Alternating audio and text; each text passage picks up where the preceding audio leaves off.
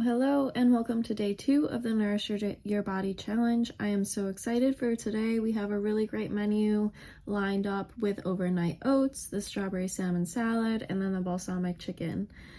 Please bear with me. I do sound a little stuffy. Allergy season is hitting me really hard today. We'll just get started and let's talk about a lot of the nutrients and all of the awesome benefits of the food we're going to be eating today. For breakfast, we do have overnight oats. So we do have the oats that are going to be a great source of fiber and potassium. The fiber is going to be really great at helping support regular healthy bowel movements and supporting our gut microbiome. There's also some nut butter and nuts in the overnight oats, and the healthy fats from this will help support healthy hormones and also will help balance out the blood sugar spike that you're going to get if you just eat the oats by itself.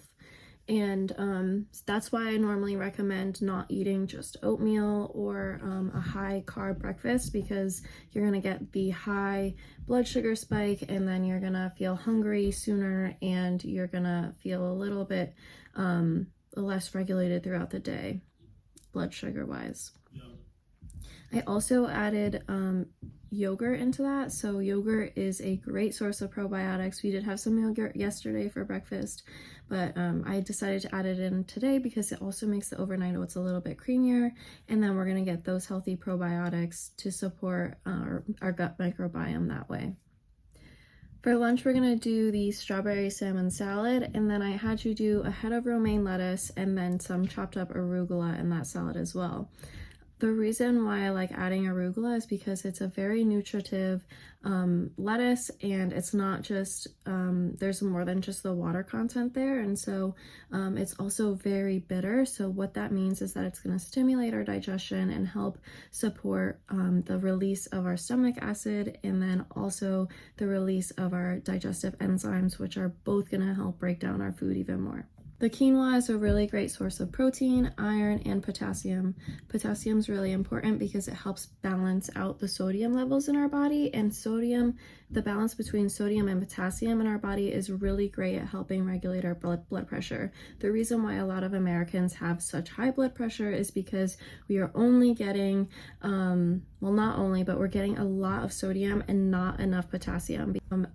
The reason why we don't get as much potassium as sodium is that sodium's added to so many different foods, and the main source of potassium is plant-based fruits and vegetables, and so and food sources like quinoa. And so more of the whole foods are going to have the higher potassium content, unlike our packaged processed foods.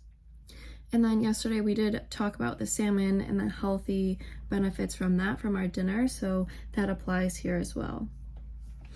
And then for the salad dressing, we're going to do a mix of olive oil and balsamic vinegar. And so olive oil is a really great, it has a really healthy fat profile, and so this helps create a balance with our blood sugar, and then it also helps support healthy hormones and healthy cholesterol levels as well from that fat content. And if you didn't know, most of our hormones are made from cholesterol, so cholesterol isn't the bad guy. We need that in order to function and create healthy hormones. For dinner, we're going to do the balsamic chicken, and then for the sides, we're going to do sweet potatoes and broccoli. And so if I had to eat one vegetable for the rest of my life, it would probably be broccoli, not only because of the taste, but all of the amazing benefits.